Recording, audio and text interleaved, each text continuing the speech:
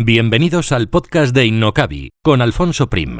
Aprenderemos, compartiremos vivencias sobre marketing online, emprendimiento, negocios, posicionamiento online y lanzamiento de proyectos empresariales, siempre contados desde la experiencia. Y antes de pasar al contenido principal de hoy, un mensaje del patrocinador de este episodio, MailingYa, una agencia especializada en email marketing para e-commerce que te ayudará a aumentar ventas y fidelizar clientes gracias al email marketing.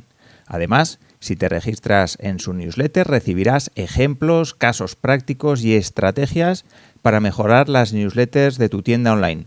mailingya.com para diseñar, gestionar y delegar el email marketing de tu e-commerce. En las notas de este programa encontrarás el link para poder acceder a su web y registrarte en su newsletter. Y ahora sí que ya pasamos al contenido de hoy. Un saludo.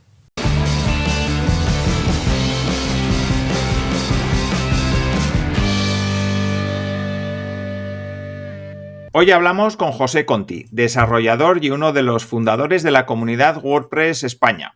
Entre otros desarrollos suyos muy conocidos en el sector destacan Vanguard o el plugin de pagos RedSys de WooCommerce. José es un gran conocedor del mundo online, de WordPress, de los sistemas de pagos y de cómo cuidar la seguridad en nuestras webs. Así que si tienes un negocio online o esperas tenerlo en breve, la charla de hoy te puede ayudar mucho. Así que con José hablaremos de la importancia de la seguridad en una web, de métodos de pagos y qué tener en cuenta, de emprendimiento, de cómo lanzar un negocio online y de mucho más, que estoy seguro que te dará un montón de ideas para aplicar a tu negocio. Y saludo ya a mi invitado. Hola, José, y muchísimas gracias por estar aquí.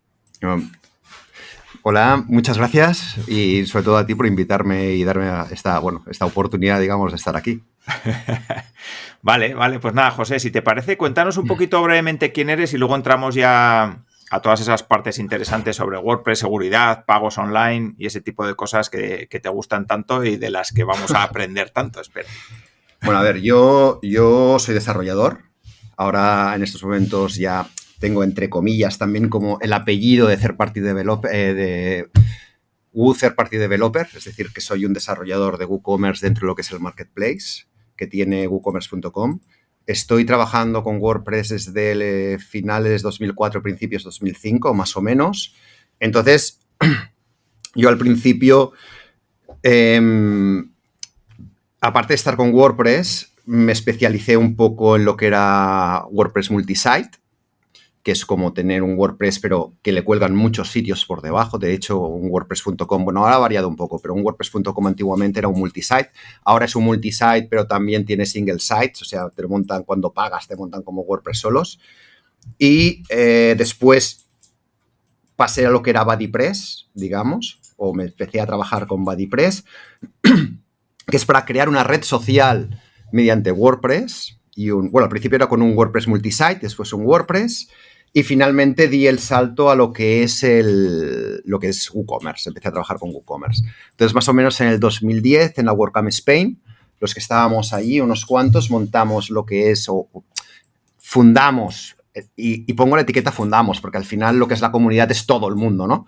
Pero quiero decir, empezamos a poner las primeras piedras de lo que era WordPress España. Entonces, a partir de ahí, lo que hicimos en realidad haciendo esto era que todos empezamos a trabajar juntos y de una forma centralizada para organizarnos, digamos, ¿no? O sea, todo lo que eran las traducciones, todo lo que era el soporte, todo lo que era la documentación, etcétera, etcétera, ¿no? O sea, era un poco el conseguir que no hiciéramos todas las guerras por separado, sino hacerlo de forma conjunta. Entonces, más tarde también fundé lo que era WordPress Barcelona, que también soy el fundador de WordPress Barcelona. Y curiosamente no, porque no, la verdad es que nos gustaba y no lo queríamos dejar, pero somos la única meetup en España, como mínimo, que no hemos dejado de hacer una meetup mensual, desde hace, pues no sé, diré 9 años, incluida la pandemia.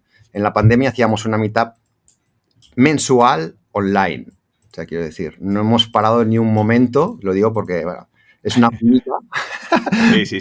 Quiere, pues bueno, pues tenemos, y es de Barcelona porque ahora sí que las hacemos ya presenciales, pues si a alguien le interesa, pues bueno, puede venir y aprender un poquito o incluso colaborar. Quiero decir, si le interesa ponerse allí a hablar porque no es conocedor de un tema y tal y cual, exponer todos sus conocimientos, también estaremos encantados de que lo hiciera.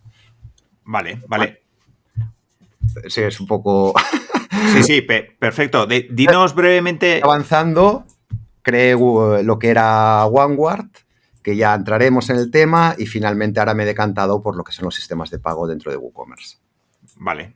Por poner un poco en contexto, dinos qué es una Meetup por si hay personas que nos están escuchando y no saben qué es. Y luego el tema de WordPress también, ¿por qué os organizáis? O sea, quiero decir, WordPress es una empresa, no es una empresa. Digo, por si hay gente que nos está escuchando y dice, vale, WordPress, ¿y quién les paga a estas personas porque se reúnan y hagan cosas y tal? Cuéntanos un poco esas dos cosas. A ver, lo que es la Meetup simplemente es una reunión mensual que hacemos.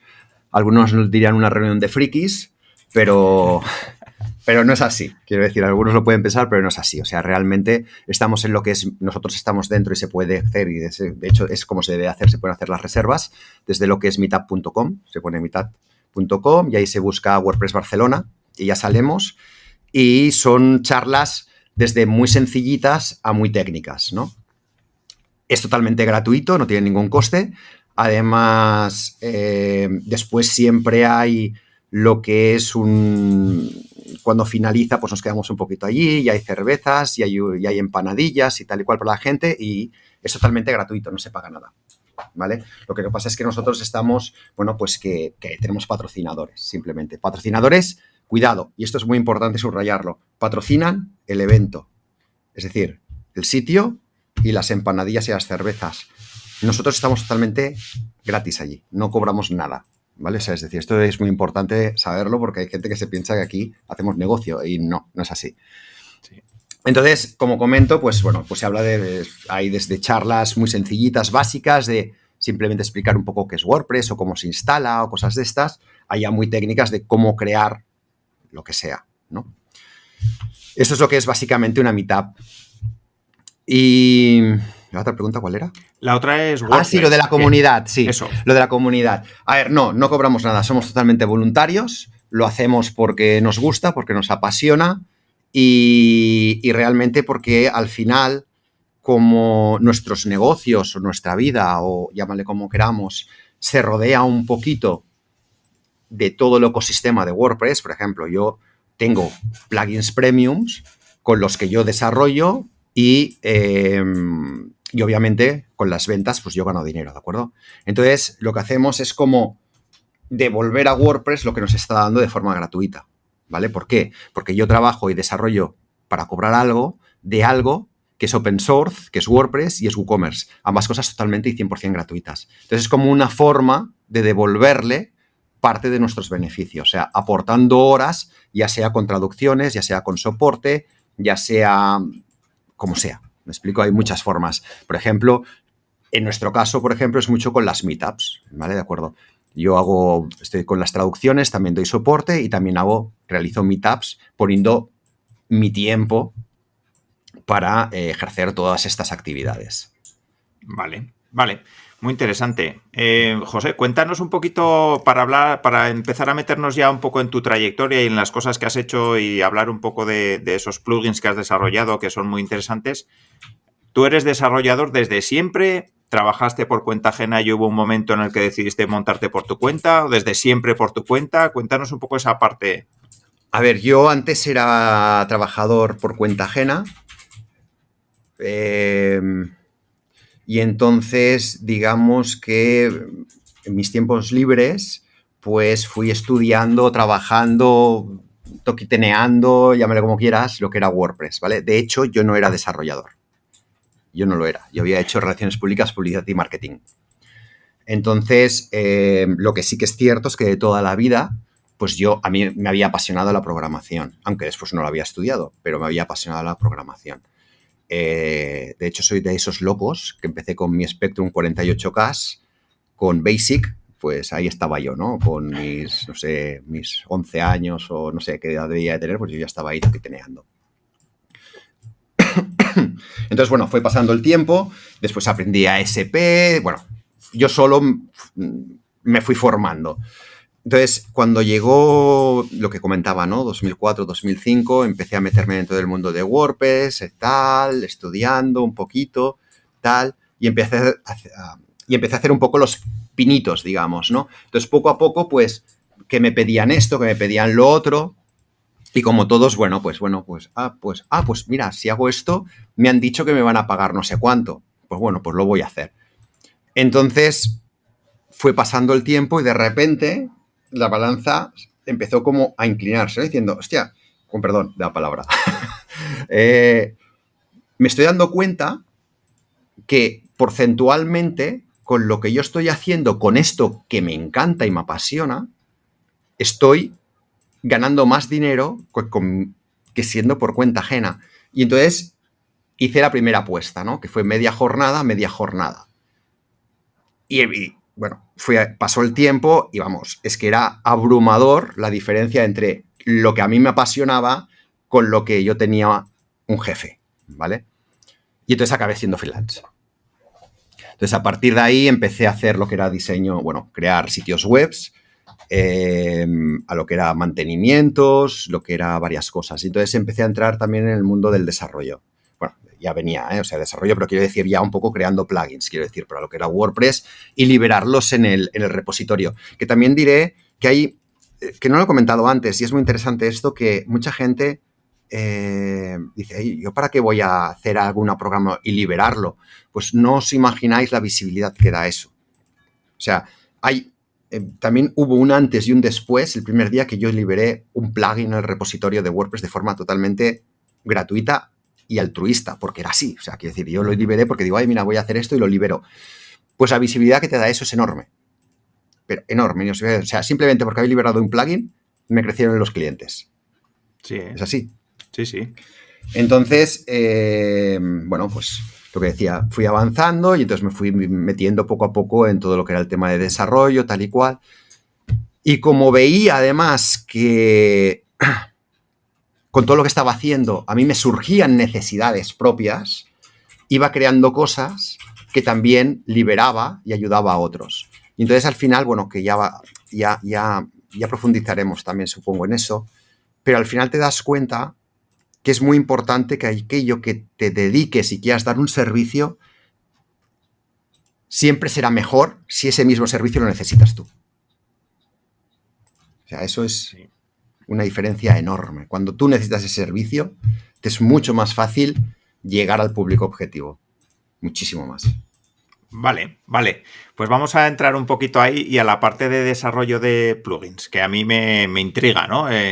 Cualquiera puede desarrollar un plugin, hay que tener unos conocimientos específicos de un lenguaje concreto para desarrollar un plugin, cómo se lanza después un plugin una vez que consigues crearlo.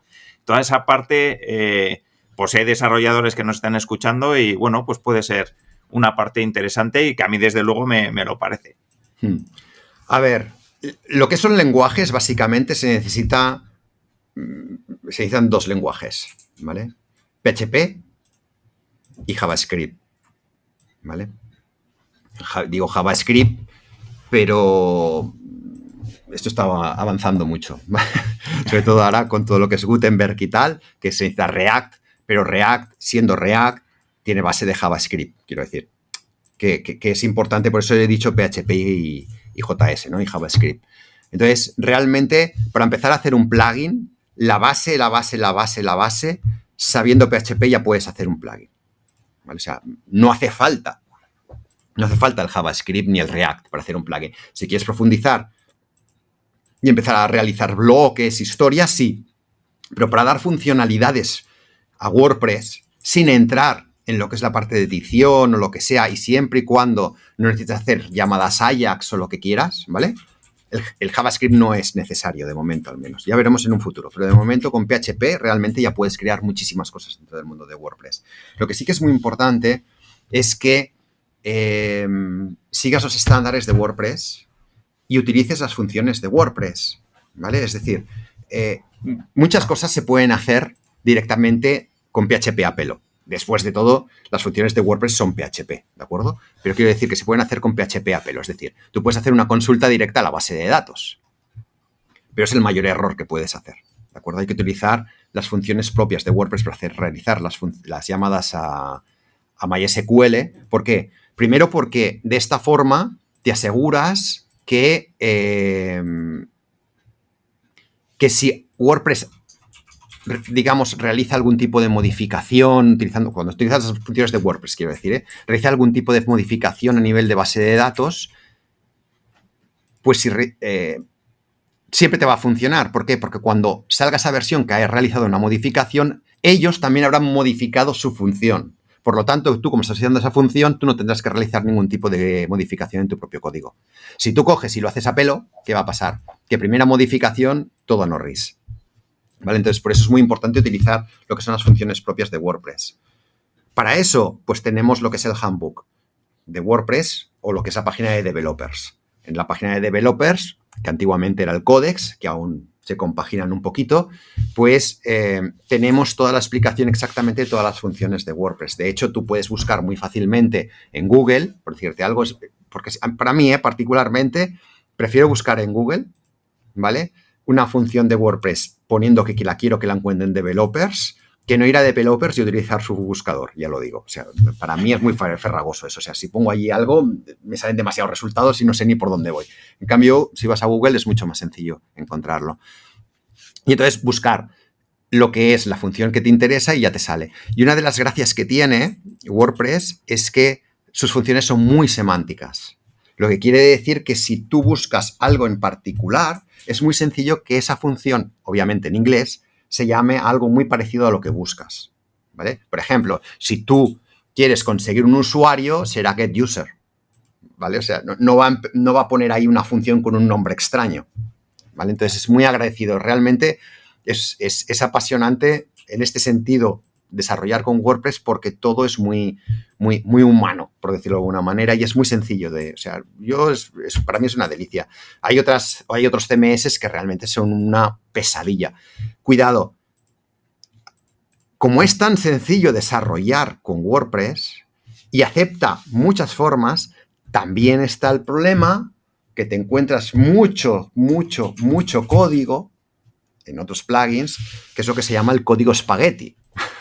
Es decir, que lo meten todo ahí, son unos churros de código que no se acaban nunca, funciones una debajo de la otra, y también meten de todo y funciona, hasta que ya no funciona, ¿no? Pero funciona.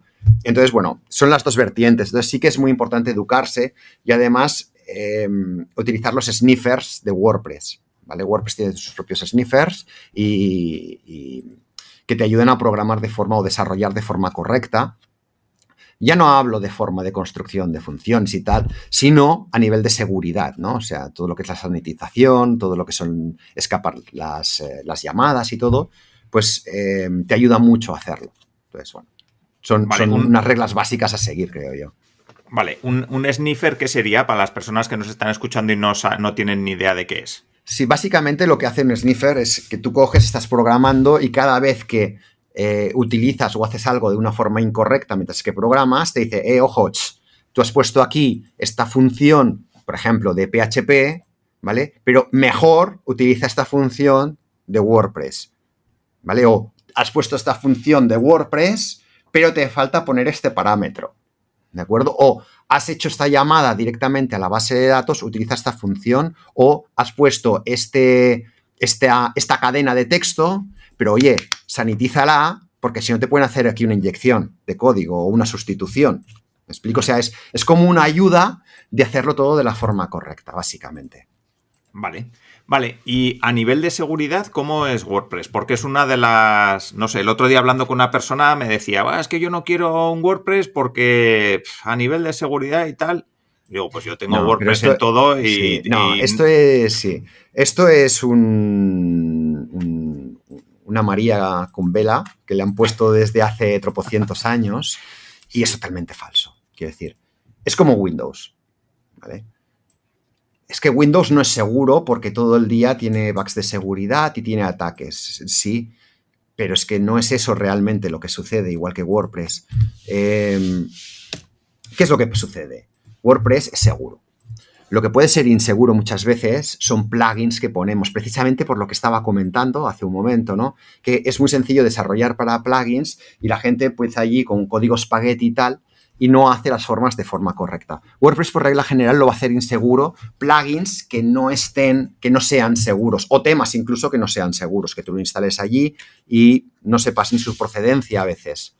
Incluso del repositorio mismo, ¿eh? O sea, ahora hay un proyecto que van a puntuar por calidad de código los plugins, de forma que tú verás de 1 a, me invento, a 100, no lo sé, porque como está en desarrollo no sé lo que van a hacer, ¿eh? Pero de 0 a 100, la calidad del código. Entonces tú verás si un código tiene 0, mejor no lo instales, o tiene 100. Va a ser magnífico porque lo cumple todo. Me explico, en seguridad y en todo. Entonces, ¿qué es lo que sucede? Que cuando se instalan estos, pues obviamente puedes tener un agujero de seguridad. WordPress, en su historia, estamos hablando que WordPress es de 2003, ahora ha hecho 20 años, o va a hacer ahora 20 años, no lo recuerdo. Ha tenido un Zero Day, que se llama. Un Zero Day es un bug de seguridad que ha sido explotado antes de que haya sido arreglado. Eso es un Zero Day. Un bug de seguridad es un agujero de seguridad, simplemente un error que hace lo que sea y lo pueden atacar. Y entonces se dan cuenta que hay ese error o ese bug cuando ya ha sido atacado. Eso es un Zero Day, ¿vale? Entonces tienen que corriendo a arreglarlo. Hay que pensar que WordPress más o menos está ahora, tendría que mirarlo, pero me parece que está en el 42% de todos los sitios de internet. Más o menos, por ahí anda, me parece, ¿eh? O sea, para arriba, un poco para arriba, un poco para abajo. Nadie, literalmente, nadie se puede permitir que el 42% de internet sea inseguro. Nadie. Por lo tanto, ¿eso qué quiere decir? Que hay cantidad de empresas auditando constantemente el core, WordPress. Y el primer bug de seguridad que encuentran, o agujero de seguridad, es reportado y arreglado y sacan una actualización, ¿vale? Esto quiere decir, y esto, cuidado, no estoy diciendo que el código sea muchísimo mejor que un otro CMS, no estoy diciendo eso. En ningún momento, porque hay gente que me dice, es que claro, la forma en que se construyen los plugins en X es mucho más segura. Yo no digo que no. Si es que yo no voy a entrar en eso. Yo lo único que estoy diciendo, ¿de acuerdo?, es que nadie se lo puede permitir que sea inseguro. Por lo tanto, está totalmente y constantemente auditado. Por eso, en su historia, solamente ha habido un Zero Day. Mientras que otros CMS han tenido tropocientos. ¿Por qué?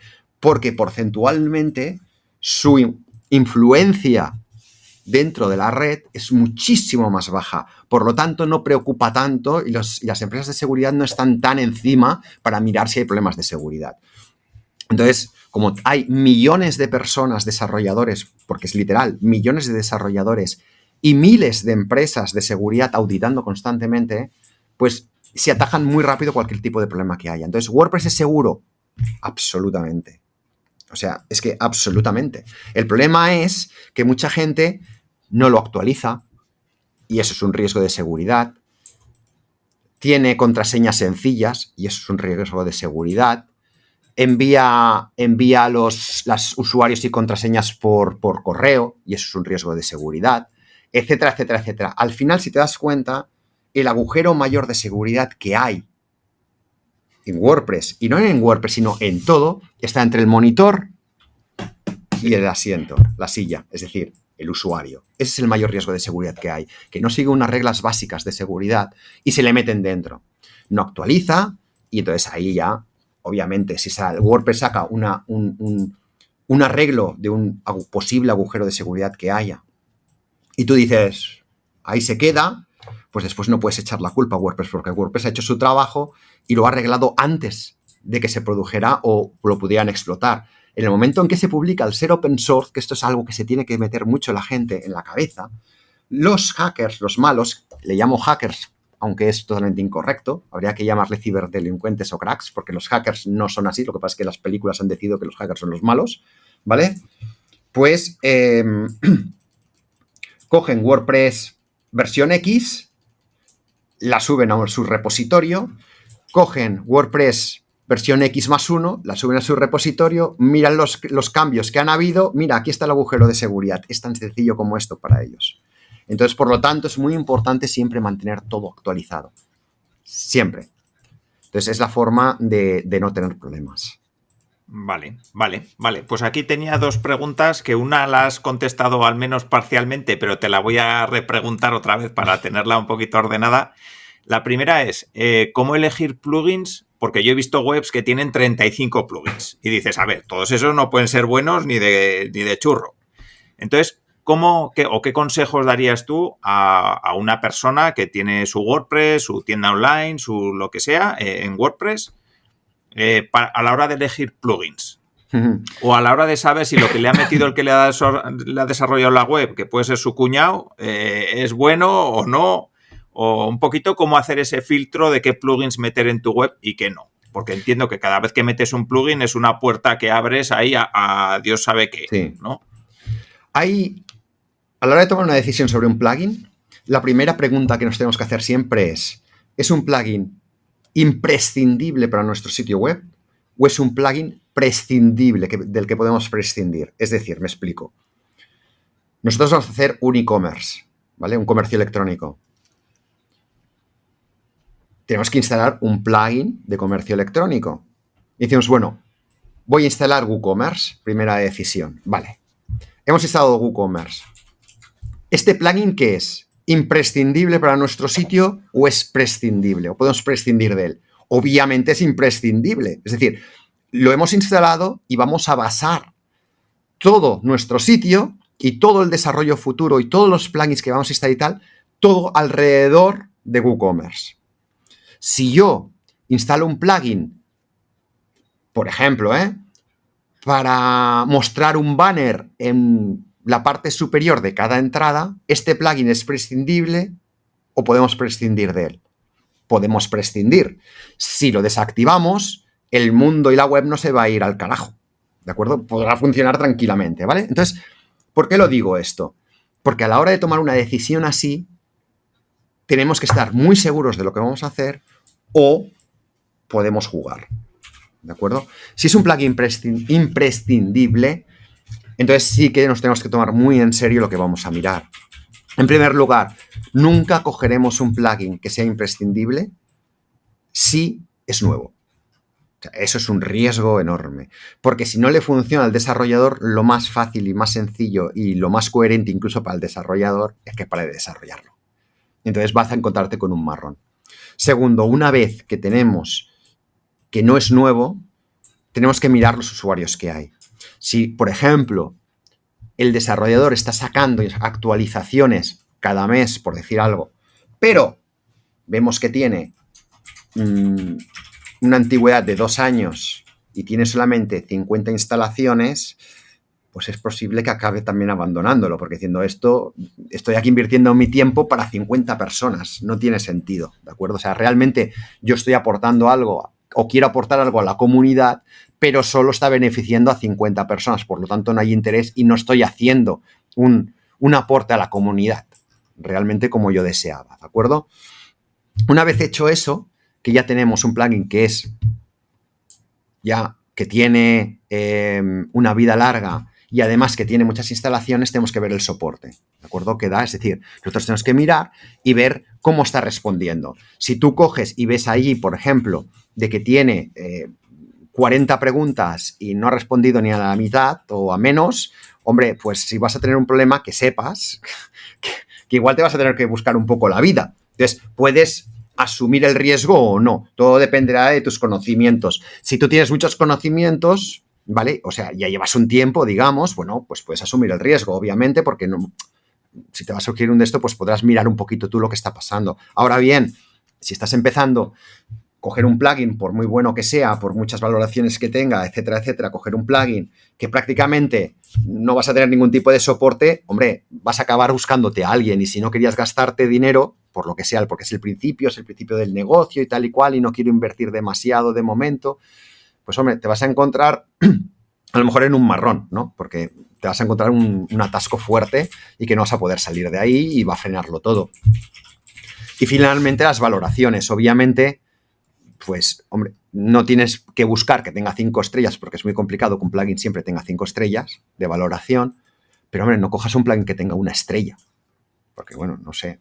O si la tiene, mira por qué, porque también he visto a veces campañas absurdas, ¿no? Porque el desarrollador ha querido hacer una cosa que yo dentro de lo que cabe lo encuentro hasta lógico, pero no ha gustado a la comunidad y le ha zumbado ahí en la última semana 1.500 puntos de un punto porque no le ha gustado, ¿no? O sea, porque a lo mejor, por decirte algo, esto se ve mucho, por ejemplo, en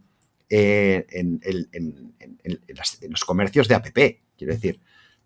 Tiene cantidad de esto, no sé qué, no sé cuántos, y bueno, el juego es muy bueno, no sé qué, no sé cuántos, tiene 10 pantallas o 50 pantallas, pero cuando llegas a la 51 te hace pagar 0,50 céntimos, una estrella. La madre que te parió, con perdón. ¿Sabes? Esto se ve así, es que llega un momento que es absurdo, ¿no? Pues esto también pasa. Entonces, bueno, valorarlo un poquito, ¿no? Pero básicamente es eso, o sea, que si tu plugin es imprescindible para tu sitio, sí que es muy importante que te lo mires mucho y que cumpla todos estos requisitos, porque si no te la juegas. O sea, quiero decir, puedes tenerlo ahí y después que el plugin sea abandonado y tú después tienes un marrón que tendrás que buscar a un desarrollador que coja y te lo migre todo a un nuevo plugin o lo que sea, porque realmente no te puedes quedar atascado en un plugin, porque eso es un efecto dominó. A la larga o a la corta te vas a encontrar que tampoco podrás actualizar WordPress. Y ya hemos dicho qué pasa si no actualizas WordPress, ¿de acuerdo? Ya. O sea, te la juegas mucho. Si es un plugin que es prescindible, puedes jugártela un poquito más, ¿no? O sea, si es nuevo, pero parece atractivo, pues puedes empezar con él a ver qué pasa y bueno, si en un día pues lo abandona, pues puedes cambiarlo. Ahora, eso sí, hay una serie de cosas muy importantes. Si tú es un plugin imprescindible, la inmensa mayoría de veces, ya lo digo ahora, la inmensa mayoría de veces será un plugin premium, es decir, de pago. Nunca, por favor, de verdad, nunca lo descarguéis de sitios que no sean el oficial. Si es un plugin imprescindible, por regla general, los plugins no os van a costar más de... Por regla general sí que hay de más caros, pero por regla general nos van a costar más de 70, 80 euros al año.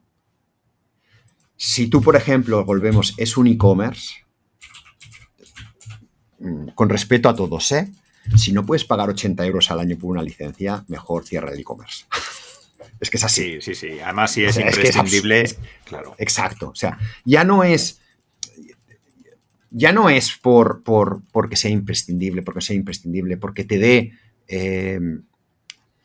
¿cómo te lo diría? Porque te dé las funcionalidades que necesitas, porque te dé una seguridad de que el código es el correcto, porque te dé soporte, porque te dé actualizaciones constantes, porque te dé muchas cosas. Es que al final tú estás ganando dinero porque ese señor ha desarrollado una cosa que te va al dedillo. ¿Qué más o qué menos que pagar una licencia de 80 euros? Por decir algo, es que repito, o sea, digo 80, pero es que hay licencias de 20 euros. Es que quiero decir, y lo encuentro tan ridículo irse a no sé dónde para descargarlo, porque es open source y entonces yo puedo hacer lo que quiera. Joder, es que es como una forma de devolverle lo que él te está dando al final, ¿no? O sea, es darle soporte, porque si no, al final, si a ese señor no le pagas, ¿qué es lo que va a pasar? Pues que esa herramienta que es imprescindible y que no has encontrado en ningún otro sitio, la va a parar de desarrollar. ¿Y entonces qué pasará? ¿Me explico? Sí. O sea, te quedarás sin esa herramienta que es imprescindible para ti. Es que es así. Pero bueno, lo que decía, ya prescindiendo de esto, hay mucha gente que coge, incluso antiguamente por torrent. O sea, yo he visto gente descargándose por torrent los 20 mejores plugins. Por ejemplo, yo de mi plugin, del de Redsys, es que es para que la gente se haga una idea de las cosas que se encuentran por ahí. Yo de mi plugin de Redsys, por ejemplo, yo he visto gente que se lo ha descargado, lo ha instalado, después me ha venido a mí que ha tenido un problema. Y lo que había sucedido exactamente es que tenía el plugin y de cada 5 transacciones, una de ellas, en vez de enviarle a Redsys para cobrar, lo enviaba a PayPal. ¿Vale? Entonces, ese PayPal era del delincuente, del ciberdelincuente. Cada 5 transacciones, Entonces, o sea, realmente es difícil de detectar. Porque si esto te lo hacen a principio de mes, mucha gente hasta que no llegue el trimestre y empiece a sacar los números y a cuadrarlo todo, no se va a dar cuenta que le falta dinero por todos lados. ¿Vale? Que le falta una quinta parte a lo mejor de sus beneficios. ¿Vale? Pero claro, te das cuenta al final de que ahí ha habido un agujero.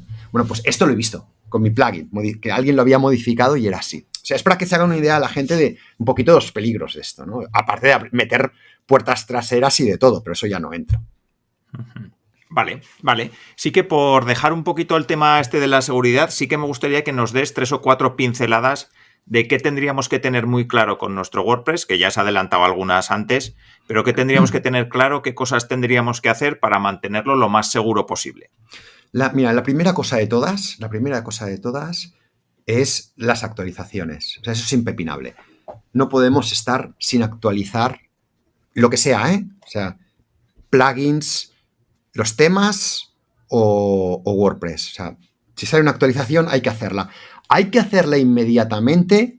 Depende. Si es una actualización menor, inmediatamente. Si es una actualización mayor, a lo mejor podemos esperar. Me explico. Una actualización menor es, por regla general, es el tercer número, ¿vale? Normalmente veremos que se llaman, por ejemplo, 500.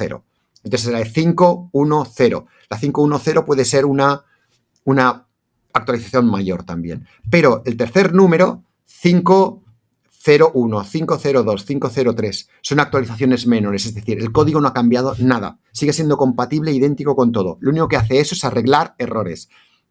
Y dentro de esos errores pueden haber agujeros de seguridad. Puede ser. Entonces, es importante actualizarlo siempre las menores. O sea, sale una menor, actualizar. Una mayor, por ejemplo, estamos en la 490 y sale la 500. Esto es una mayor. Pues tenemos que mirar las especificaciones de lo que hace la mayor. No sé qué, pim, pam, pim, pam, pim, pam. Security, ¿vale? Si sale esto, actualizamos. Porque eso se queda está arreglando un agujero de seguridad. ¿No sale nada de seguridad? Pues a lo mejor podemos esperar. Podemos esperar unos días, una semana o una semana y media. ¿Por qué? Porque las mayores normalmente añaden muchas funcionalidades nuevas. Y puede ser que alguna funcionalidad de estas nuevas tenga algún tipo de error o de algún tipo de problema. Entonces, si esperamos una semana y media, pues a lo mejor sale la 501 o la 601. Entonces, ahí ya podremos actualizar. ¿Por qué? Porque ya ha arreglado todos los problemas que pueda tener.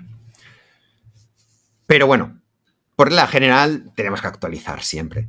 Otra de las medidas de seguridad siempre es tener contraseñas seguras.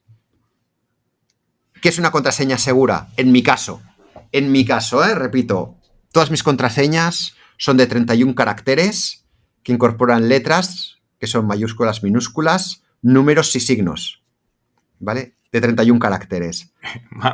Más de uno estará flipando. Sí, lo que pasa es que utilizo OnePassword. Entonces, con OnePassword es maravilloso. O sea, que eso...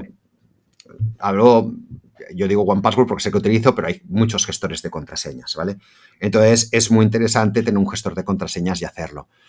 Yo tengo una regla, por regla general, pero tengo una regla. Sí que hay trucos mnemotécnicos y hay muchas historias, pero tengo una regla. Y la regla es, si recuerdas tu contraseña, no es buena. Es así, ¿vale? Para mí es así.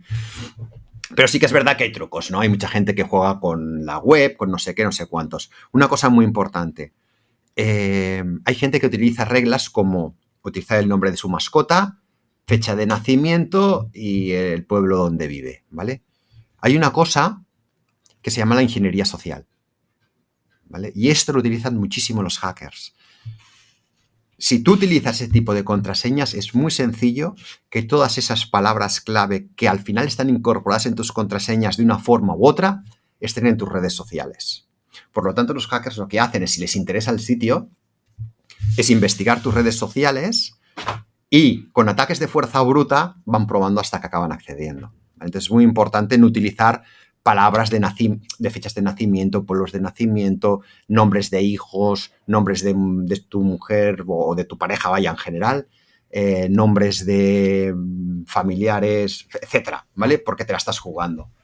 Ahora, si queremos estar realmente seguros, hay que utilizar sí o sí un 2FA, un two-factor authentication, una doble autenticación, ¿vale? La doble autenticación se puede hacer de muchas formas diferentes y para mí la más segura es simplemente por aplicación en móvil, ¿vale? Llámale aplicación en móvil. En mi caso, por ejemplo, tengo también en OnePassword, pero bueno, que es mucho más fácil y mucho más rápido, pero para mí es lo mejor. ¿Qué es esto? Es decir, tú coges, pones tu usuario, pones tu contraseña, apretas un botón y entonces te pide un número único, que es un código único.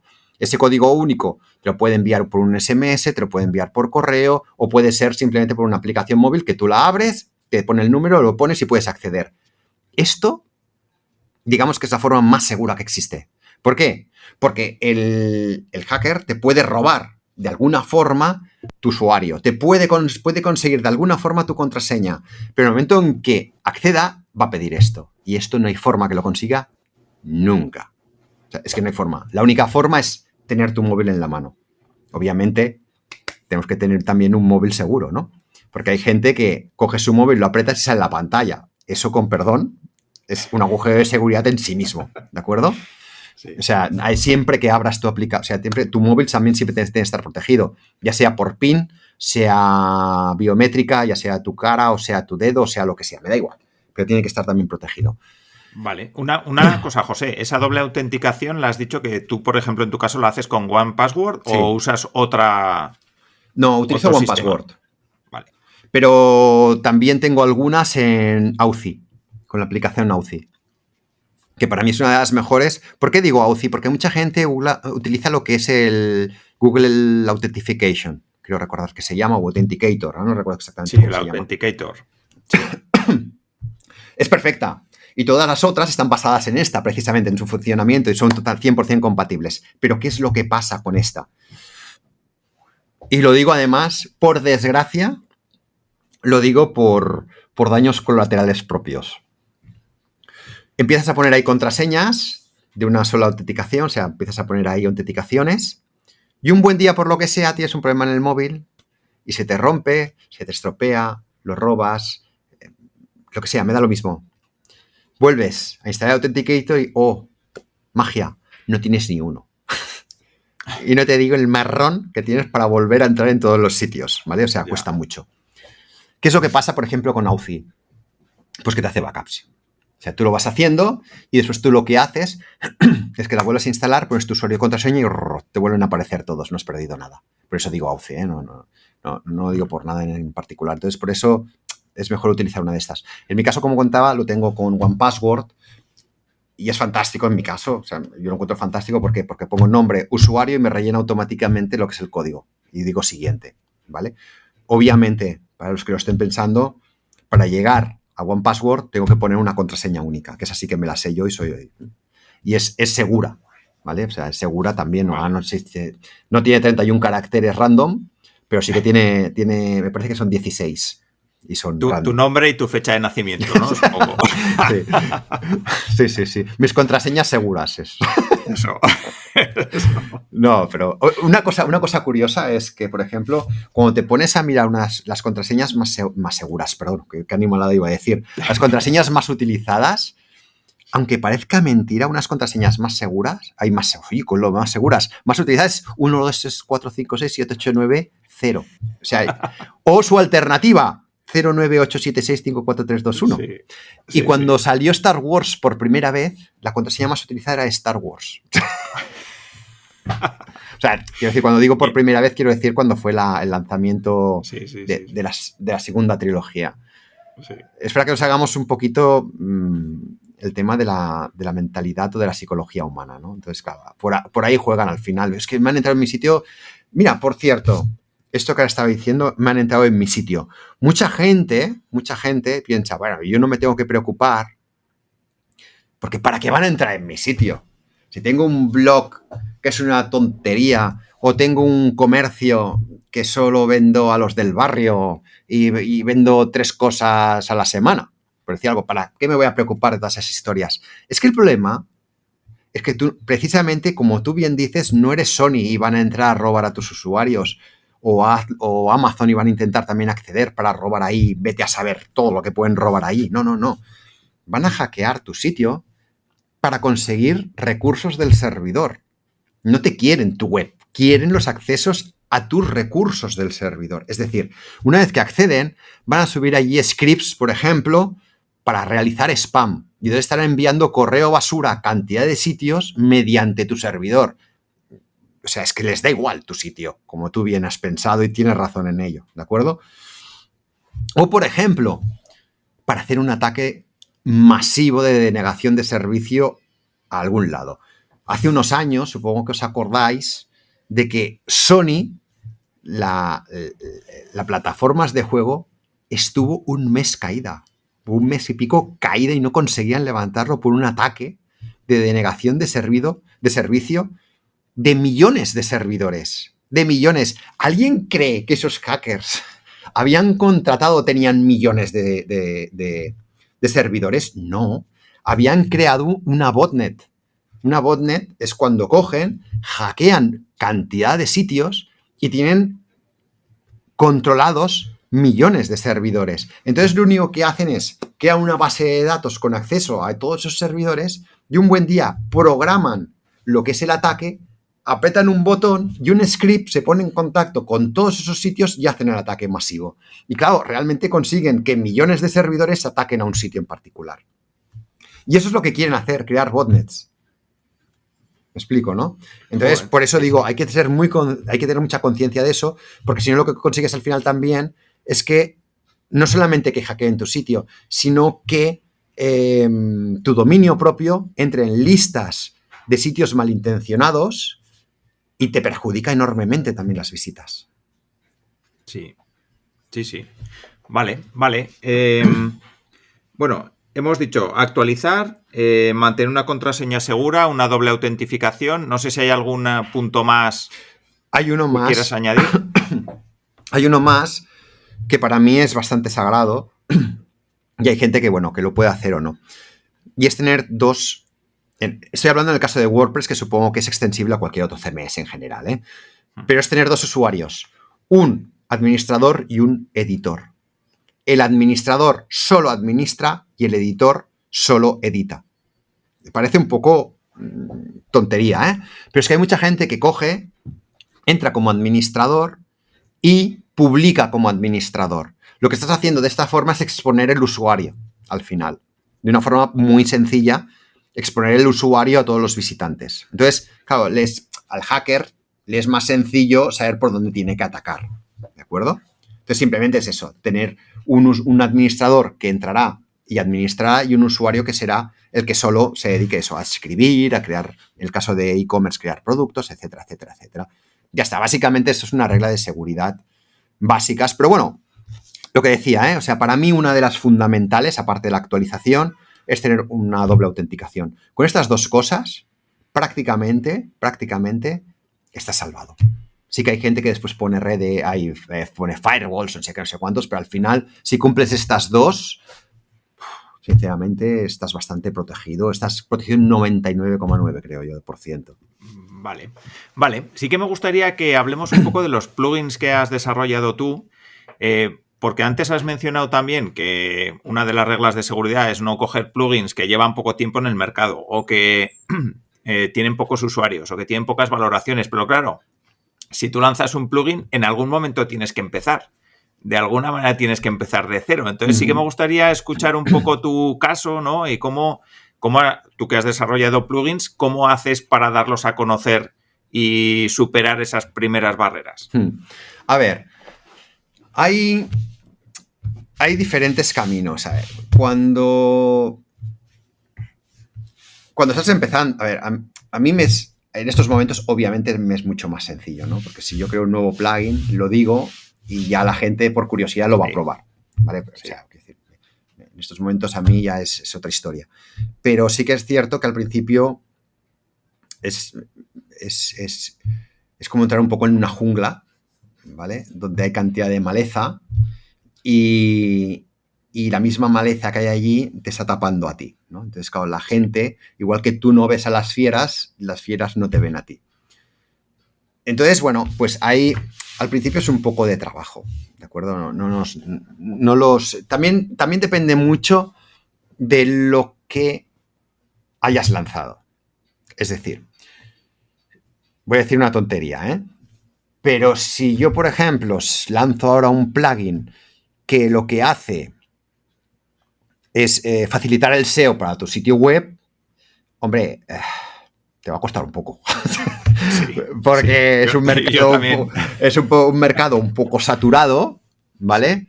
Y entonces, obviamente, te va a costar, ¿vale? O sea, para visibilizarte. Ahora bien, imaginemos que ahora yo cojo y lanzo un plugin que integra al 100% dentro de WordPress OpenAI. Bueno, pues claro, cuando haces esto, lanzas este plugin, que por cierto, si alguien lo quiere hacer, a ella le he dado la idea. ¿Qué es lo que sucede? Supongo que habrá bastante gente trabajando en ese tema, ¿no? Yo estoy seguro que ya hay gente en estos momentos picando una de código para esto que no veas. O sea, no creo que haya sido yo ahora que haya tenido la luz hablando contigo. Entonces, ¿qué es lo que va a suceder? Pues que la gente lo vas a lanzar y aunque tengan aunque sea nuevo, es que lo van a probar. Digo, porque es que no hay más. O sea, sí que es verdad que tú pones ahora OpenAI, por ejemplo, en WordPress.org o AI o cosas de estas y ya te salen cosas, ¿vale? Pero aún es de una forma todo un poco más sencilla, no hay integración completa, sí que en algunas cosas sí y en otras no. Pero bueno, es igual, tampoco vamos a entrar ahí. O sea, básicamente ahora sí que la gente o sea, digamos que te subes a la cresta de la ola, ¿no? En estos momentos, si lo haces, entonces te va a ser mucho más sencillo. Entonces, obviamente, si tú vas a entrar con algo que está muy saturado, te va a costar, por mucho que sea lo mejor de todo, ¿eh? O sea, te va a costar. Entonces, yo al final lo que he hecho siempre es que todo lo que he sacado o era pionero, literalmente, era pionero, o habían dos cositas. Entonces sí que al principio salgo como ellos, pero a mí una cosa de las que, ¿cómo lo diría? Una de las cosas que me motiva mucho es que soy un poco pirado en este sentido, ¿no? Entonces, cada vez que saco algo, si veo que hay más o menos un poco de respuesta, no, cuando digo respuesta no quiero decir que lo pongo y al cabo de 2 días tengo 2000, o sea, no estoy hablando de eso, sino que veo que va subiendo la gente que lo utiliza y es constante, ¿vale? Me apasiona el añadir funcionalidades. ¿Vale? O sea, y constantemente, de hecho, en mis plugins, por regla general, como mínimo saco una versión al mes. En los que veo respuesta, normalmente saco una versión al mes. Entonces, el ir también evolucionando hace que la gente al final se dé cuenta de lo que está parado y lo que evoluciona, ¿vale? Entonces, también da como más seguridad el ver que algo evoluciona y que va añadiendo funcionalidades y tal y cual, y sobre todo que se les escucha, ¿vale? Sí. O sea, el escuchar es muy importante. Sí, y luego yo los 2 plugins que conozco tuyos, joder, son cosas complejas, ¿no? También, que quiero decir que cualquiera que está empezando no se mete a desarrollar lo que has hecho tú. No. Entiendo, ¿no? Entonces... No. Yo empecé con cosas sencillitas, también hay que decirlo, sí. Pero claro, te vas volviendo loco poco a poco y vas cada vez complicándolo todo. Vale, si quieres cuéntanos un poquito qué plugins tienes. A ver, ¿cuáles has lanzado? Sobre todo eso. A ver, yo tengo varios, pero... A ver, quizá el primero que marcó la diferencia, que ya explicaré los motivos, que ya no es funcional, ¿vale? Es Vanguard. Que como decían los americanos, Vanguard. Entonces, bueno, es que realmente es como se dice. Que por cierto, ya que es el principio, cuento la anécdota, que yo cuando lo lancé, bueno, es igual, empezaron ahí porque, bueno, era lo único que existía en ese momento así y muy rápido empezó a hacer. De hecho, se hizo conocido en el mundo entero. Bueno, cuéntanos qué era, porque igual hay gente que nos está escuchando y no tiene ni idea. Sí, bueno, a ver, básicamente es que una de las cosas que había comentado al principio de todo es que una de las cosas más importantes para desarrollar algo es que tú lo utilices y lo necesites, ¿de acuerdo? Entonces, como había comentado también al principio, yo estuve mucho tiempo especializado en WordPress multisite. Y entonces yo llevaba Entonces, como estaba especializado y era uno de los primeros, bueno, en España yo creo que era prácticamente el primero que utilizaba multisite, y a nivel mundial éramos muy pocas personas que estuviésemos especializadas. No hablo utilizar, sino que estuviésemos especializadas en el mantenimiento, creación, instalación. Entonces, ¿qué pasa? Que me venía mucha gente para que le mantuviera las instalaciones de WordPress Multisite. WordPress Multisite, todo el mundo conoce lo que es el spam. ¿De acuerdo? Es decir, en spam de comentarios. Es decir, tú tienes una entrada, hay comentarios ahí, y entonces, bueno, te van haciendo comentarios, y entonces muchos son basura, que es spam, no sé qué, no sé cuántos. Entonces, habían muchos plugins que te protegían, tipo lo que era Akismet, o lo que es, porque sigue estando ahí, Akismet, que si recaptchas, que si no sé qué, que si no sé cuántos. Pero había algo, o hay algo dentro de lo que es WordPress Multisite, que es lo siguiente, que es que los bots se te registran sin parar en el sitio, que eso es lo que se llama el Splock. ¿Qué es lo que pasa? Que lo que hacen es que netbots, o sea, redes de bots, se registran en los multisite, te crean un subsitio, que es lo que se puede hacer, y no es que te creen spam en entradas, es que te crean sitios que son spam per se, es decir, con cientos de entradas, pero tropocientas, que solo son spam, ¿no? Entonces, era un problema serio. O sea, si tú en un día tenías, y esto es literal, lo digo de verdad, ¿eh? Si tú en un día tienes, por ejemplo, 20, 30, 40 comentarios spam en algunos sitios que son más o menos relevantes, incluso 100 o 200, esos mismos sitios en un multisite, y juro por Dios que es así, podían tener más de 10.000, 20.000 registros diarios. Entonces, literalmente, eso te tumba el sitio. Porque esos usuarios que te creaban esos sitios, además de crear los sitios, estaban publicando entradas a la vez. Y además, no una, sino 40 o 50 al día. Entonces, empezar a hacer números de la cantidad de llamadas que había a ese sitio y te lo tumbaban. Entonces, empecé a crear, investigando con mis clientes que tenía en ese momento, una forma de protegerlos. Y ahí se empezó a fundamentar OneGuard. Entonces, al final lo que creé fue todo un sistema con una API que protegía los sitios multisite de los exploggers, pero además de eso limpiaba los sitios que ya habían sido totalmente contaminados. Es decir, cuando lo instalaban, revisaba a todos los usuarios, y todos los usuarios que eran Splog borraba a los usuarios y a los subsitios. De forma que muchos se encontraban que si tenían 500.000 sitios, literalmente pasaban de 500.000 sitios, algunos pasaban a tener pues 250 o 300. Todo lo demás era basura auténtica. Imaginaos la limpieza de recursos que había ahí. Entonces, bueno, esto obviamente en su momento pues se disparó y me hizo a mí, a lo que es el plugin se hizo conocido. O sea, habían entradas en el mundo entero que podías leer en japonés, en árabe, en chino, en inglés, francés, italiano. O sea, habían entradas hablando de mi plugin en todos lados y explicando cómo utilizarlo y tal y cual. Y era pionero. O sea, quiero decir, no había nada parecido en ese momento. Entonces, bueno, este fue uno de los primeros plugins que realicé. Lo que pasa es que había una parte que era muy, muy humana de controlarlo, ¿de acuerdo? Es decir, yo entraba mucho y miraba los correos que habían, visitaba los sitios de esos correos, y no os podéis imaginar, hablando claro, la mierda que llegué a encontrar por ahí. Y cuando hablo de M, es de verdad. O sea, es que no quiero ni decirlo, porque de verdad que igual, o sea, si te empiezo a hablar de lo que encontraba, igual te lo tumban el podcast, de verdad. O sea, es que ni os lo podéis ni imaginar lo que llegué a ver allí. O sea, no quiero ni mencionar las tipologías. O sea, es que era horroroso. Entonces, me llegó a acabar afectando anímicamente y mentalmente y todo, y lo cerré. Lo cerré, no podía.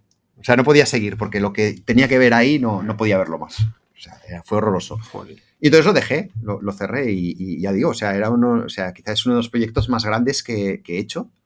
Y de ahí, pues bueno, me lancé al segundo plugin que más relevancia ha tenido, pero bueno, este ya es a nivel más de España, Portugal y Andorra, que es el plugin de RedSys. RedSys, pero cuidado, el que hay en woocommerce.com, ¿eh? digamos, el que se vende en WooCommerce, en el marketplace de WooCommerce.com.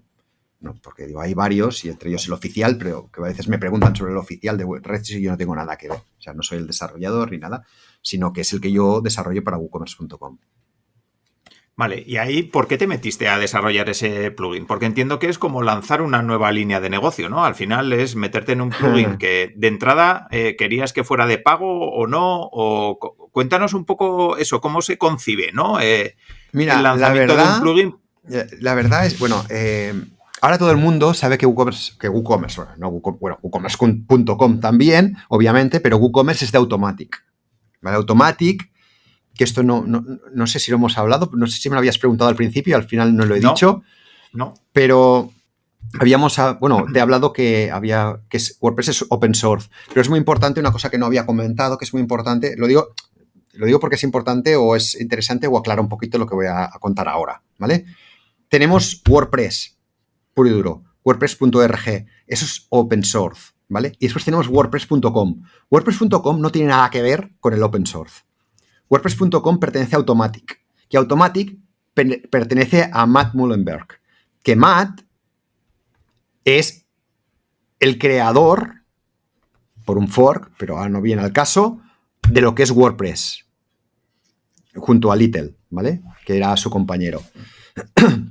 Entonces, él desarrolló los WordPress y después creó una empresa que se llama Automattic que explota WordPress.com. Y WordPress.com obviamente está basado en WordPress. Pero es que mucha gente confunde WordPress.com con WordPress.org. WordPress.org es open source, WordPress.com es de una empresa y no tiene nada que ver con el open source. ¿Vale? Entonces, esto lo digo porque ahora volvemos a WooCommerce. WooCommerce, que es WooCommerce.com, pertenece a Automattic, que es la misma dueña de WordPress.com. ¿Vale? Entonces, antes de esto, había una empresa que se llama WooThemes. Te hablo de hace muchos años, ¿vale?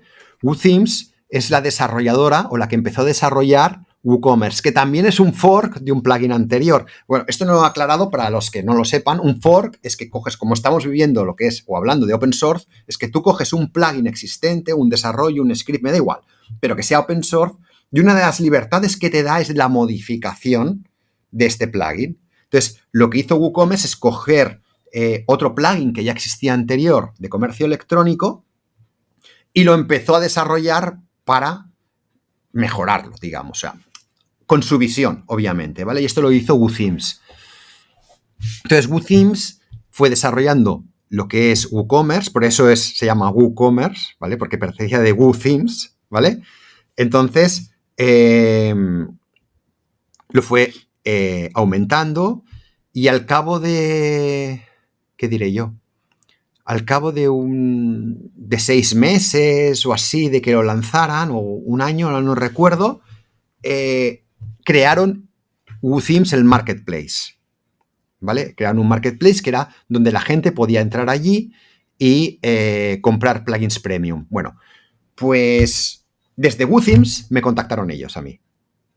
Me contactaron ellos y me dijeron, oye, tú eres de España, ¿no? Digo, sí. Dice, ¿conoces Redsys y así? Digo, sí. Dice, oye, ¿te interesaría desarrollar el plugin de Redsys? Digo, bueno, nunca he hecho una pasarela, pero ¿por qué no? ¿Sabes? ¿Por qué no? Y bueno, ahí empezó mi aventura. De hecho, hace 2 semanas, creo, hice un tweet. Es que no recuerdo bien. Realicé un tweet hace 2 semanas, creo. Hace 2 semanas más o menos, hizo 10 años de mi plugin de Redsys, que lo llevo desarrollando. Y he sido bastante constante, ya digo, cada mes o así, una versión nueva. O cada mes y medio. Sí que es verdad que hubo un tiempo que, por una serie de temas, que estuve 6 meses sin publicar una actualización, pero bueno, hay plugins que se pegan años. O sea que... Ya. Sí. Pero bueno, en esa franja que no actualicé, todo funcionaba bien, ¿eh? Es decir, no había ningún bug de nada. Entonces, bueno, realmente a partir de ahí empezó mi aventura dentro de lo que fue con este tema de WooCommerce. Vale, ¿y ahí era un acuerdo que tenías con ellos o es un plugin que es tuyo y lo comercializas con ellos? Es mío. O sea, el plugin es mío. Yo tengo todos los derechos. Es decir, yo no es que sea un desarrollador que es suyo y yo lo desarrollo, sino que lo que se hace es como un acuerdo comercial, ¿de acuerdo? Obviamente ellos tienen potestad. Si un día quieren echarme, me echan, pero el plugin me lo llevo, ¿vale? Ya. O sea, es mío. Y entonces lo que es que, bueno, tú vendes allí y te repartes porcentajes. Ellos se llevan un porcentaje y tú te llevas otro, el desarrollador. Y para entrar, bueno, hay una serie de requisitos. Lo digo, bueno, si te interesa que lo explique, simplemente por si a alguien le interesa, es decir, entrar. Pues hay que darse de alta en el sitio como desarrollador y entonces lo que haces es que tienes una pantalla donde tú, en primer lugar, dentro de lo que es un WordPress, ¿eh? O sea, tienes unas pantallas y tú allí dices, oye, me gustaría hacer un plugin para hacer que hiciera esto, ¿de acuerdo? Lo que sea, me da igual. Entonces, ellos valoran si les interesa. Primero, que no haya ya algún plugin que lo haga. Si hay algún plugin que lo haga, ya te digo, que van a decir que no, porque no quieren competencia. En esto yo encuentro que son muy leales. O sea, quiero decir, no quieren competencias dentro del marketplace. Es decir, no, por ejemplo, si un plugin se dedica al SEO, ¿vale? No hay ninguno de SEO, yo que sepa, ¿eh? Pero se dedican al SEO, pues habría uno de SEO. No querrían que hubiesen 40. ¿Por qué? Porque son bofetadas y la gente se vuelve loco y no sabe muy bien qué hacer y hay como unas guerras internas que no les interesa. Entonces, realmente, si os fijáis, solamente vais a encontrar una funcionalidad para cada cosa específica, ¿vale? Entonces, lo primero es que darles la idea a ver si les gustan. Si les gustan, vas a subir el código. Pero subir el código tiene que seguir a 100% los estándares y las reglas del juego de WooCommerce, ¿vale? Hay unas reglas marcadas. Entonces, ellos revisarán que todo sea correcto.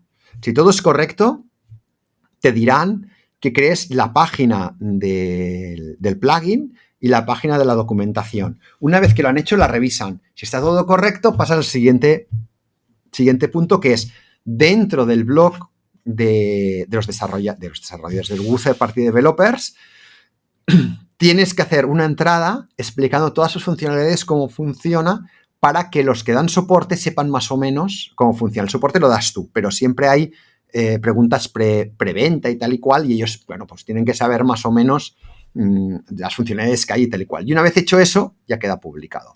Pero quiero decir, hay que tener en cuenta que este proceso puede durar unos meses, ya lo digo. No estamos hablando de 4 días, ¿eh? Puede durar unos meses porque, como habéis visto, supongo es una cosa que trae. Sobre todo cuando eres un poco nuevo en el desarrollo, es sobre todo el tema de que te acepten el código, ¿vale? ¿Por qué? Porque, o sea, esto sí que es muy importante. No quieren ni una sola brecha de seguridad, ni una. Y depende de lo que hagas, ya digo que si estás empezando con WordPress, pues bueno, son muchas reglas, digamos, que son importantes y que hay que saber que están ahí. Si no, pues no lo vas a pasar el test. Sí, hombre, y eso, meterte en tema de pagos no es de lo más delicado que habrá. Claro, en mi caso sí. En mi caso es el de pagos, ¿no? Pero quiero decir que después lo comento. Después puedes subir para cualquier otra cosa. Y hay para suscripciones, hay para filtros dentro del comercio electrónico, de lo típico, ¿no? Que ves de precio de tal a tal, que sea para, me lo invento, para veganos, para no sé qué o para no sé cuántos, que sea, etcétera. O sea, que después hay de todo. O sea, es que hay de todo.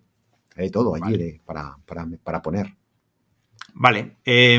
Sí que me gustaría que nos des, para ir terminando ya, que sí, yo te tendría aquí todo el día, pero no es plan, que nos des algunas pinceladas de qué cosas tener en cuenta cuando queremos meter un método de pagos en nuestra tienda online, en nuestro WooCommerce, por ejemplo. No sé, y luego también un poco qué diferencia tu plugin de otros que haya por ahí un poco para ver esas cosas que tenemos que tener en cuenta a la hora de meter métodos de pago. A ver, mira, lo primero de todo no es lo mismo si estamos empezando que si ya llevamos un tiempo. O sea, no vamos a elegir los mismos métodos de pago. Cuando nosotros estamos comenzando, vamos a lanzar, pues nosotros podemos coger y podemos elegir prácticamente cualquier método de pago. ¿Por qué? Bueno, pues por velocidad, porque estaremos más en marcha. Es muy rápido poner en nuestro comercio PayPal o Stripe o ToCheckout o Amazon Pay, o me da igual, lo que sea, de los tropocientos que hay, es muy rápido, ¿de acuerdo? Es muy rápido. Entonces podemos arrancar con uno de estos. Pero a medida que vayamos avanzando, ¿vale? Nos daremos cuenta que hay algo que nos va a doler mucho, y son las comisiones, ¿vale? Las comisiones no son moco de pavo. Hay que tener en cuenta que según a quién vendamos, porque esto también depende un poco de cómo nos paguen, no es lo mismo que nos compren en Europa que nos compren fuera de Europa, por ejemplo. Las comisiones pueden llegar a un 2,5. Un 2,5 de todas nuestras ventas es un pastón. O sea, es un pastón en comisiones al final y nos damos cuenta y parece que estemos tirando dinero por la ventana. Entonces es muy importante tener el tema de las comisiones en cuenta. Entonces, yo en cuestión de comisiones hay que tener en cuenta que normalmente por regla general, o sea, RedSys es el mejor de todos.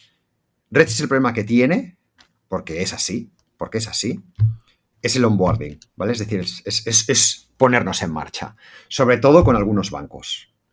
Y sobre todo con algunos bancos, yo diría con algunas oficinas. Y algunas oficinas diría que con algunos comerciales, ¿vale?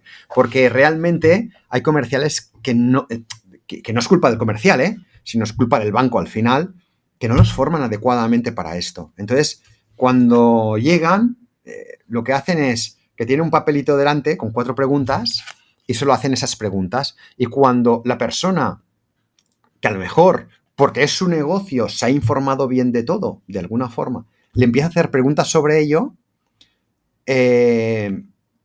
suelen poner un poco de cara de póker y asintiendo con todo con la cabeza o diciendo que no con la cabeza todo el rato. ¿Me explico, no? Entonces, crea un poco de desconfianza o lo que sea. Entonces, es muy importante el tema de estar bien asesorado, incluso por alguien que sepa sobre RedSys, para saber lo que hay que pedir exactamente, ¿vale? Y que te ayude en todo el proceso, porque por regla general, el onboarding en RedSys, si lo hacen medianamente bien, normalmente no dura más de una semana. O sea, cuando se empieza a alargar, empieza a ser un poco pesado, pero normalmente no se alargan más de una semana. Entonces, lo que decía, el tema de las comisiones, con las otras puede estar sobre el 1, de 1,2 a un 3 y pico, ¿vale? RedSys por regla general está sobre un 0,4 a un 0,5 de comisión. Yo sé de gente, porque esto es así, depende de tú, el banco que estés, del tipo de cliente que seas para el banco y de lo que factures, te pueden llegar a poner un 0,2. Yo sé de gente que le han puesto un 0,2. Mucha gente.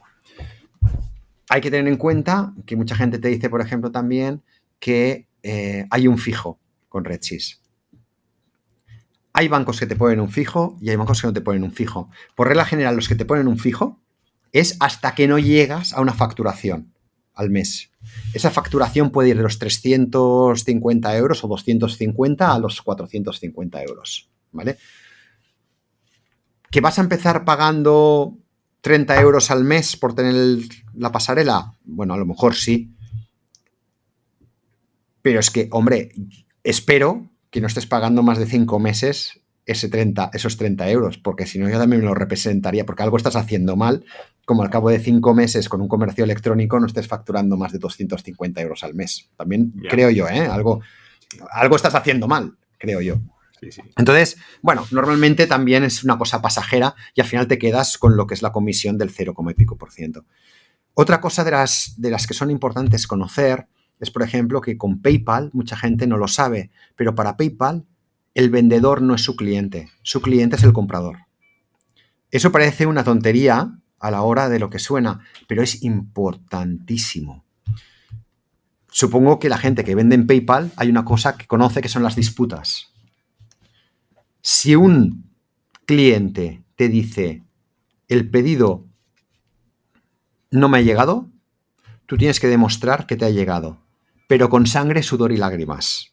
Porque puede decir que el mensajero le ha llegado, pero después decir que pues se lo habrá entregado a otro vecino, porque a mí no me lo ha dado.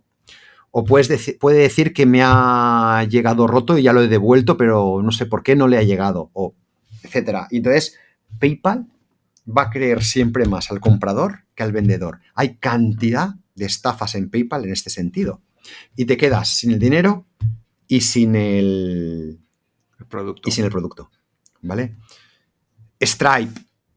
Stripe no me quiero alargar. Hice una entrada hace poco explicando las diferencias entre Stripe y RedSys, ¿vale? Porque no me quiero alargar porque es más fácil que si a la gente le interese y tal, entre en mi página y vea la entrada que hay ahí, que si quieres luego te digo cuál es, por si te interesa. La dejaré. Sí, lo dejo en porque las notas del realmente programa. Son temas técnicos y es complejo de explicar, pero básicamente en Stripe sí que es seguro para el comprador y para el vendedor, ¿de acuerdo? Pero también es factible la estafa y de hecho la hay.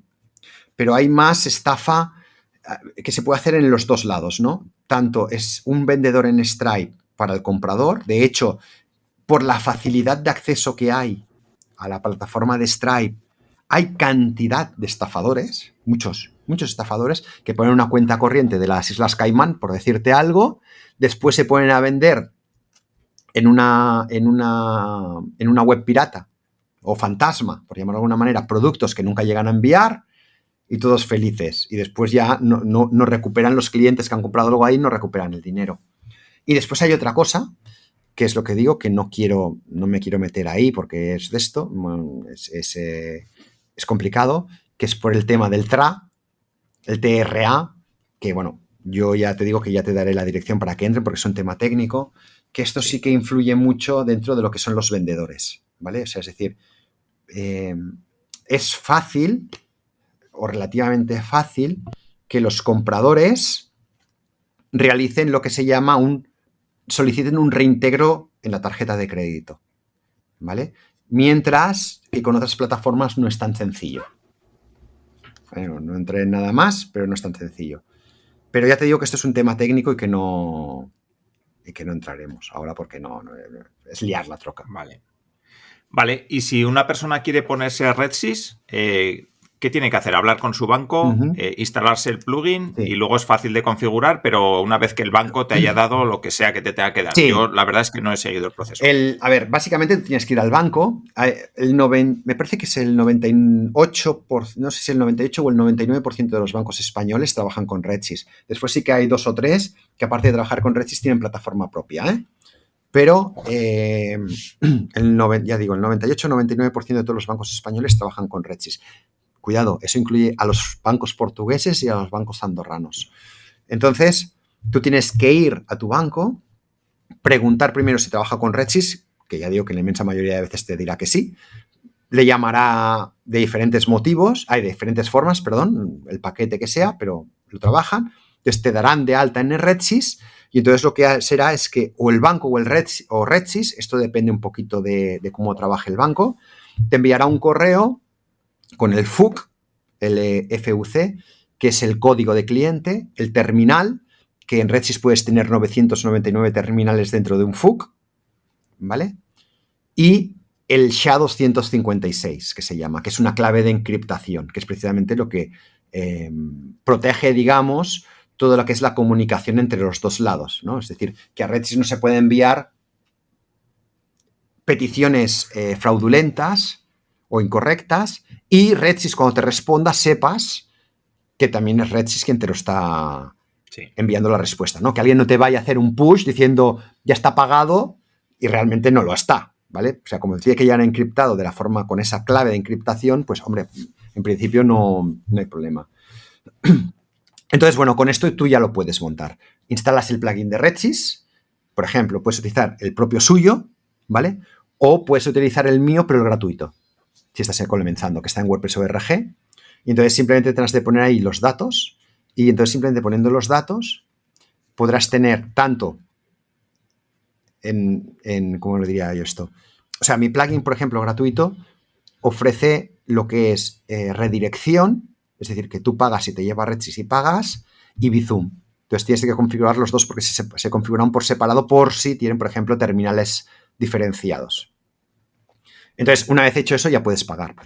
Normalmente lo que tienes que hacer con RedSys, en el caso de RedSys, es en el terminal de pruebas tienes que hacer como mínimo una prueba satisfactoria, es decir, que pagas de forma correcta con sus tarjetas que te dan de prueba y una de error. Es decir, tienes que forzar con una tarjeta o poniendo unos datos en concreto, tienes que forzar un error. Y así RedSys sabe que te está funcionando todo de forma correcta tu terminal. Una vez hecho eso, te pasan ya a producción, que lo único que tendrás que hacer es cambiar el check dentro de lo que es el plugin de pruebas a producción o pruebas a real. Bueno, lo pueden llamar de 40 formas diferentes, ¿eh? Pero bueno. Y entonces ya podrás vender tranquilamente. Vale. ¿Y el de pago qué ventajas ofrece sobre el gratuito? Bueno, el mío de pago en particular tiene Masterpass dentro de lo que es redirección. Bueno, digamos, porque si no, como lo ofrecen todo, ambas, pues lo explico todo. Tienes redirección, tienes Bizum, tienes pago por transferencia, tienes domiciliación bancaria y tienes Insight. Insight es estilo 100% Stripe. Es decir, el formulario está dentro del web dentro de la web en el checkout. La gente en el checkout pone su tarjeta, paga y si tiene que autenticar, salta la autenticación, la muestra, o sea, autentica y ya está pagado, y si no tiene que autenticar, pues entonces ya pues, se cobra directamente. Entonces, vale. Dentro de lo que es tanto en redirección como Insight, ¿vale? Pues está lo que es la tokenización, que es pago con un clic, hay suscripciones, hay preautorizaciones, después hay cantidad de medidas de seguridad, como que, por ejemplo, si el usuario... imaginemos que el usuario paga, pero hay un error de comunicación puntual con el sitio, de que le dice que ya ha pagado, pero no avisa al sitio RedSys, por lo que sea, por 400.000 cosas diferentes, incluso por culpa del propio sitio, que no se entera que se ha pagado. Entonces, claro, queda como pendiente de pago. Bueno, pues el usuario, cuando llega otra vez al sitio después de pagar, mi plugin lo detecta de que ha llegado a un sitio a la página de agradecimiento, pero el pedido no ha sido marcado como pagado, y entonces avisa en primer lugar al cliente diciendo, oye, cuidado, que si tú ahora vas a tu perfil, vas a ver que no está pagado, pero que sepas que el administrador ya ha sido avisado de ello. Y envía automáticamente un correo al administrador del sitio, al gestor del sitio, diciendo, oye, que aquí hay un tío que ha llegado, perdón por lo de tío, hay una persona que ha llegado, un cliente que ha llegado a la página de agradecimiento, pero a mí RedSys no me ha dicho que se ha pagado.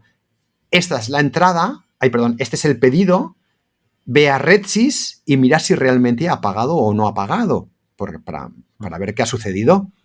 Claro, esto, por ejemplo, hay muchas más medidas de seguridad, pero esta para mí es una de las primeras que puse porque me di cuenta que hay veces que podía fallar random, por lo que fuera, y era un problema. Porque, claro, la gente pagaba y el administrador no se enteraba. Y después, al cabo de una semana, le venía a la gente, oye, ¿pero qué pasa? Te he comprado, que esto que me estás estafando, te he comprado y no me has enviado todavía el producto y habéis dicho que lo enviáis en 24 o 48 horas, que es lo que está sucediendo, ¿no? Pues no, pues esto ataja o intenta atajar este problema, por ejemplo. Pero ya digo que hay muchísimas medidas de seguridad y es... De hecho, en estos momentos estoy haciendo un refactoring de la página de configuración del plugin, porque hay tantas cosas que estoy intentando poner orden, incluso por secciones, para que la gente le sea rápido, ¿no? O sea, una sección es lo imprescindible y solo configurar esto ya funciona. Esto es para personalizaciones, esto es para seguridad, etcétera, porque de verdad que yo mismo en esos momentos me empiezo a abrumar de la cantidad de opciones que ofrece. De verdad, te lo juro, O sea, de la cantidad de opciones que hay ahí y empezaba a haber desorden. Y ahora he sacado una versión que la saqué, no sé si ayer o anteayer, ya que empieza a arreglar esta situación de orden, ya dentro de lo que es la administración. Vale, una última duda. ¿Sirve para pagos internacionales o solamente para dentro de España, Andorra y Portugal? O sea, quiero decir, una persona... esta pregunta. Es muy compleja. Es muy compleja. Y te explico por qué. En estos momentos estamos saltando por la nueva normativa europea, la PSD2, todas las tarjetas de crédito están pasando de versión V1 a versión V2. ¿vale? ¿Qué es lo que sucede? Si os fijáis en las tarjetas, tú cogéis una tarjeta de crédito y tú miráis y entonces pone caducidad. Y algunas que caducan a los 5 años, algunas a los 10 años, algunas a los 3 años. Esto depende un poco del banco. ¿Qué sucede? La PSD2 se puso en marcha hace, no me quiero equivocar, pero hace un par de años, creo.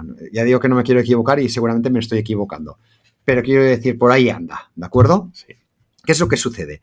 Que mucha gente, por ejemplo, un mes antes o 2 meses antes, le dieron tarjetas nuevas de crédito. Entonces, la caducidad o esas tarjetas aún no le han caducado.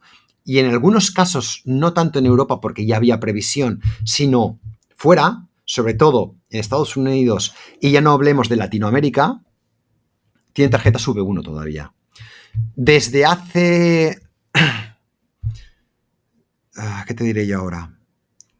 2 meses. 2 meses o 3. Aunque ya estaba en marcha la PS2 desde hace 2 años, se estaba jugando que aceptaban V1 y V2 de tarjetas. Pero desde hace un par de meses, más o menos, solo ya es obligatorio por normativa en Europa aceptar tarjetas V2. ¿Qué es lo que sucede? Que en algunos casos, gente con tarjetas antiguas aún tiene problemas. O sea, ya aún tiene problemas, no tiene problemas, quería decir, ¿vale? Es decir, que a la hora de pagar no le aceptan la tarjeta y dicen, no, lo siento, ve a tu banco y que te den ya una nueva. O sea, y es por temas de seguridad, no se la aceptan. Y en Latinoamérica hay otro problema, ¿de acuerdo? O sea, en Latinoamérica la verdad es que hay, incluso es una cosa curiosa porque, y esto cualquier latinoamericano te lo va a decir que esté montando un comercio electrónico allí. Ahí hay cantidad de formas de pago. Una de las más extendidas, por ejemplo, es Paycomet o cosas de estas, ¿no? ¿Qué es lo que sucede? Que incluso allí tienen problemas entre los diferentes países. Es decir, a lo mejor, me lo invento porque no sé exactamente si es así, pero imaginemos que una persona de Panamá, pues si le viene una persona de Colombia a comprar, por la pasarela de pago que tienen no pueden pagar. ¿Vale? O sea, porque hay muchos problemas de intercomunicación allí. Entonces, realmente esos problemas también se extienden afuera. Hay muchos países, por ejemplo, que les es imposible utilizar PayPal. No pueden tener ni cuenta de PayPal. ¿Vale? Y eso se extiende también a que no pueden pagar en Stripe. O sea, realmente trabajar con Latinoamérica es bastante complicado. Es bastante complicado. Y como comento, en lo que es Estados Unidos, ¿vale? Si nos vamos hacia el norte, el problema es el tema de las tarjetas, ¿no? Que aún hay gente con tarjetas V1. Con Europa no pasa en ningún país.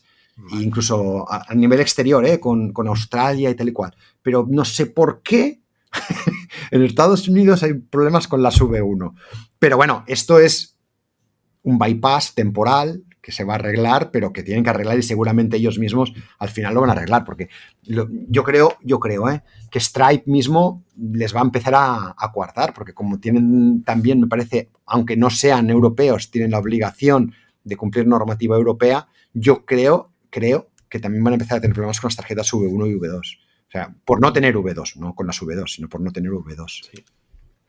Vale, pues perfecto. Vamos, yo creo que ha quedado una entrevista bien chula y hemos aprendido un montón sobre métodos de pago.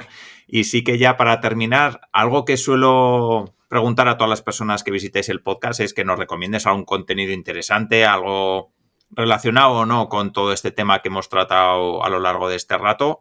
Lo que tú quieras. Un blog, un podcast, una serie, lo que tú quieras.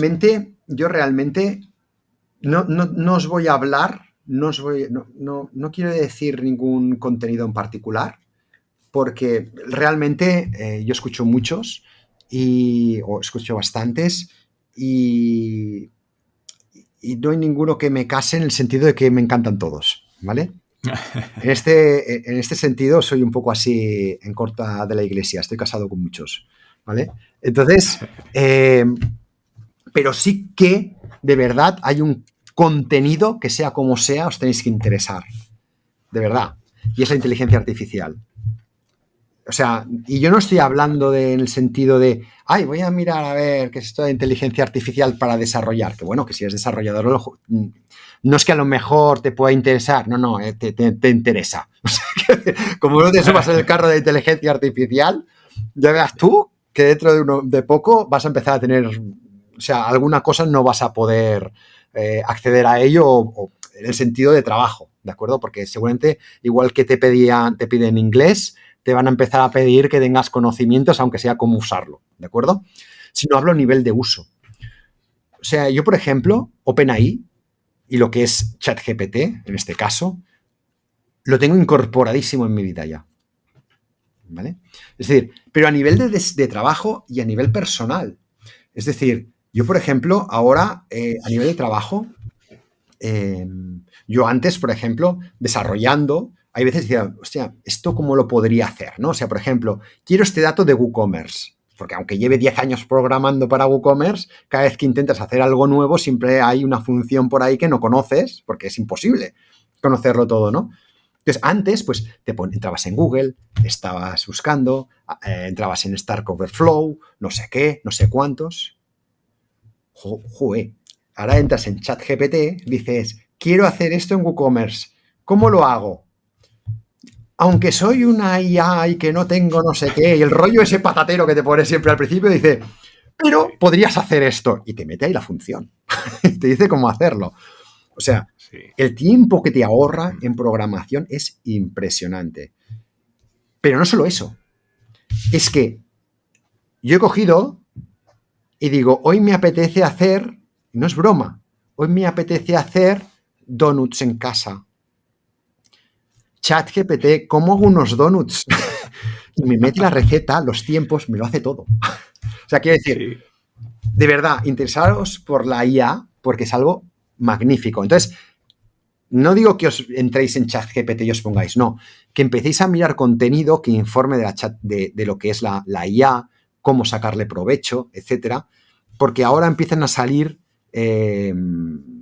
sitios que hablan de ello, ya sea contenido escrito o sean podcasts, o sea, lo que sea que están hablando de ello. Hombre, lógicamente habrá que empezar un poco a filtrar, ¿no? Porque muchos de esos también vivirán del rollo patatero de contar lo primero que les pase por la cabeza y de tonterías, ¿no? Pero hay gente realmente muy informada por ahí y que va hablando cada vez más y tal. Y yo creo que más que recomendar a alguien, sino es más recomendar un tema en particular que creo que puede ser muy interesante. Empezar a informar bien sobre ello y todas las posibilidades que tiene. Pero no quedas atrás, básicamente. Pues perfecto. Ahí queda la recomendación y ahora sí que ya las personas que quieran saber más de ti, que quieran leer ese artículo que dejaré en las notas del programa también, que me lo tienes que pasar, pero ¿dónde te pueden encontrar? Bueno, a mí me pueden encontrar en varios sitios, ¿eh? En mi sitio web, que es joseconti.com. Me pueden encontrar, o por ejemplo, el artículo, si no me equivoco, lo tengo en redsys.joseconti.com, pero bueno, ya te pasaré el enlace directo. Me pueden encontrar en Twitter, sobre todo, que soy una persona muy activa, que hablo tanto de WordPress como de WooCommerce, como hablo de recetas de cocina, como hablo de bonsáis. Todo hecho por ChatGPT, ¿no? Supongo. No, que va. Lo de ChatGPT y las recetas lo descubrí hace un mes. Antes todos son recetas mías. Después hablo de bonsáis, que también tengo cantidad. Y bueno, hablo de todo un poco, que es en José Conti C, que es mi cuenta. Vale, pues perfecto. Pues ahí aparecerá todas las notas del programa y solo me queda darte las gracias, José, por este rato, por todo lo que hemos aprendido contigo, por este recorrido tan chulo sobre toda tu experiencia como programador, lanzando plugins y todo lo que hemos visto sobre métodos de pago y seguridad, que no se me olvide, que eso también es una parte muy importante de lo que hemos hablado hoy. Así que muchísimas gracias. Ya te he dicho, muchas gracias a ti por invitarme y por aguantar el rollo patatero, porque ya te digo que yo a la que empiezo a hablar no me callo ni debajo del agua. No tengo problemas para eso. Nada, yo encantado y espero que también encantadas las personas que han llegado hasta el final, que hayan disfrutado con la charla y como siempre nos vemos en el siguiente episodio. Un saludo.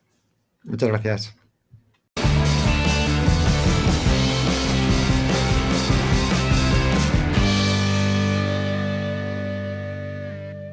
Muchas gracias por haber llegado hasta aquí. Espero que este episodio te haya gustado y sobre todo que te aporte herramientas, estrategias y casos prácticos para poder aplicar a tu negocio o a tu idea de negocio. Recuerda que puedes suscribirte al podcast de Innocabi en la plataforma donde lo estés escuchando, que puedes verlo también en YouTube y suscribirte al canal de Innocabi en YouTube y suscribirte a nuestra newsletter para estar al tanto de todo lo que publico. También agradezco mucho si me dejas una valoración positiva, porque ya sabes que eso me ayuda a posicionar mejor el podcast y a conseguir que llegue a más personas.